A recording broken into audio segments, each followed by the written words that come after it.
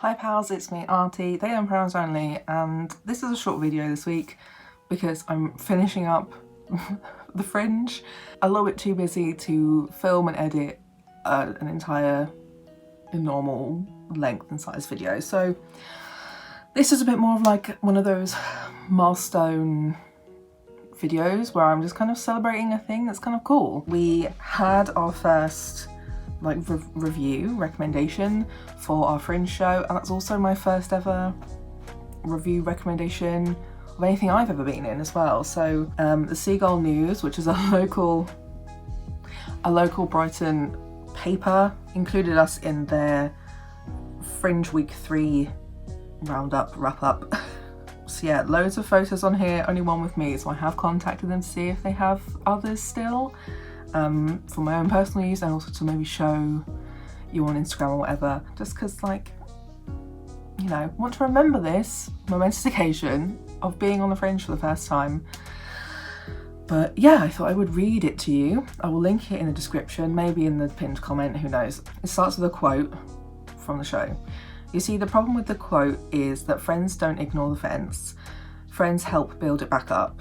You can't see your friends suffering and do nothing about it. It's your duty to help them out. But then I guess that's what makes us different from most friends. We're basically one soul in two different bodies. Jasmine Rose Johnson's debut play, I Was Kind of the Bad Guy, is one of the best plays I've ever seen during the Fringe. It follows Diane, a young girl coming to terms with the disappearance of her mum, the friendship she has with Nadine, and how Diane seeking help for her mental health impacts them both. I knew going in that there would be something more to it than them just being friends, and was so intrigued by the premise.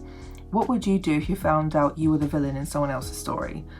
What lengths would you go through to keep yourself from getting written out of the script? How far would you go? I love an unreliable narrator and a fourth wall break, so it's like this was tailor-made for me. The way the codependent Nadine was portrayed was excellent. I was really impressed with the slow unravelling of her character and the eventual realisation of their unhealthy relationship. I really liked the way she realised Diane was becoming healthier.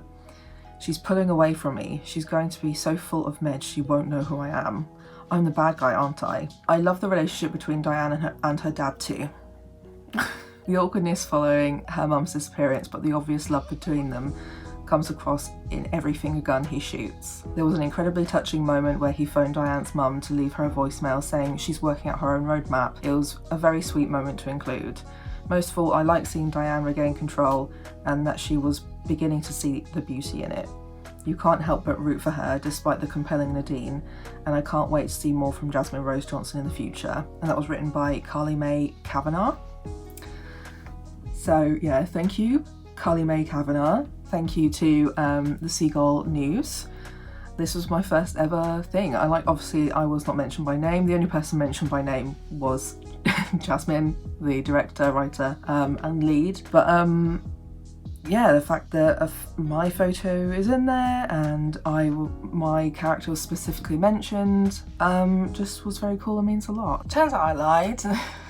Today is the last show, but last night I found a couple more reviews. One of them didn't really mention me at all, but I will link it in the description, whatever. And the other one did mention me a few times, so I want to read through that as well to add to my little video for this. Exciting! Both of them are bloggers. The one that does mention me is The Play's the Thing UK, and it's run by Laura Cressley, but also there are guest writers. So the writer of this review was Luisa de la Concha Montes.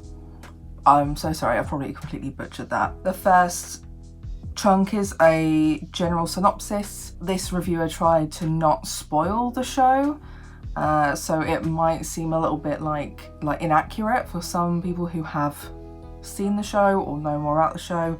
I think they were just trying to avoid spoilers because they posted it before the show run was up. Yeah, the performance of Diane's dad, Artie Carden, is also great, and their humour and funny remarks bring a stabilising energy to the stage that fills the audience with laughter.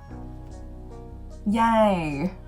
The scene where Diane's dad calls Diane's mum is quite emotional, and it could have been a really great ending, but the play kept going on for a few more minutes. Despite these issues, because there's a lot of things that I've not read out, you can go and read the full review yourself. The build up to the big plot twist is unexpected, even though it is actually mentioned in the show description. The play is also peppered with other details that are widely appreciated, such as the t-shirt Diane's dad is wearing that reads "Protect Trans Youth," or Toby's t-shirt saying "I fucking love soup," ironically pointing to the character's past struggle with anorexia.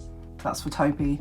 But both remarks, despite being subtle, embed the normalisation of the character's complex identities in a simple yet effective way. I was like, yes. When we read this, I was with everyone before our show last night started, and I was just like, nice. And me and the actor who plays Toby did a little like fist bump, because I think that was like really cool thoughts from both of us of what do we own that we could wear to give more to the characters. Overall, I Was Kind of the Bad Guy is a successful conversational piece full of tender moments that advocate for care and openness in personal relationships.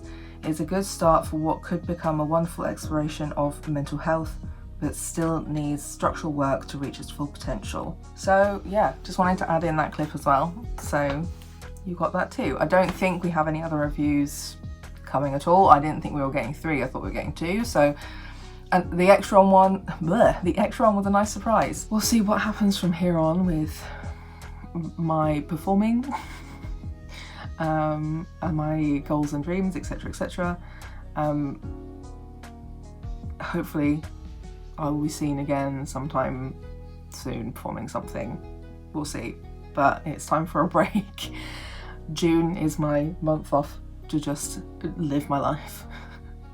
But I just wanted to share that with you because my channel is also kind of a bit of a collaging diary as well in like video format. So yeah, I like to document these moments as well, and I think I'd like to do that more even in smaller, shorter video chunks. So don't forget to like and subscribe, leave a comment down below if you came to see one of my shows. Let me know what you thought of it in general, but also me.